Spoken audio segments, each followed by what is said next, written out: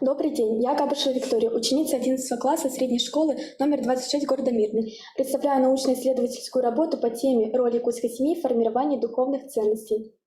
Моя работа актуальна, так как семья является важнейшим социальным институтом, отвечающим за духовно-нравственное воспитание личности. Цель моей работы — выяснить, каким образом происходит формирование духовных ценностей в якутских семьях на примере семей своих родителей.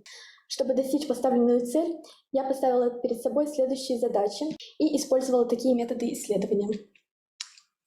Объектом моего исследования стала якутская семья, предмет исследования — якутские традиции и семейные ценности. Возможно, методы воспитания, выстраивания взаимоотношений в якутских семьях, бережное отношение к обычаям и традициям, историческому прошлому смогут служить примером по формированию нравственных основ. В современном развивающемся мире происходит вытеснение духовных ценностей, что может привести к несоблюдению моральных норм, разобщенности общества, агрессии, аморальному поведению. В скором будущем нам предстоит создавать собственные семьи. Хотелось бы видеть их похожими на семьи своих родителей, в которых соблюдаются и передаются из поколения в поколение обычаи и традиции народа Саха. Последствием низкого уровня нравственной культуры у большинства современных семей являются многочисленные разводы, увеличение количества детей-сирот или оставшихся без попечения родителей, увеличение количества пансионатов и интернатов для пожилых людей. Доказательством этого служат данные статистики. По Якутии процентный показатель оказался ниже. Я живу в многодетной семье, у моих родителей 5 детей. В работе над проектом мне помогала моя одноклассница Федотова Даяна, которая также воспитывается в многодетной семье. Мы задали вопросы своим родителям и ученикам 11 классов и сравнили ответы, которые вы можете видеть в презентации, в диаграммах. Одна из главных задач якутской семьи — передача семейных обычаев и традиций.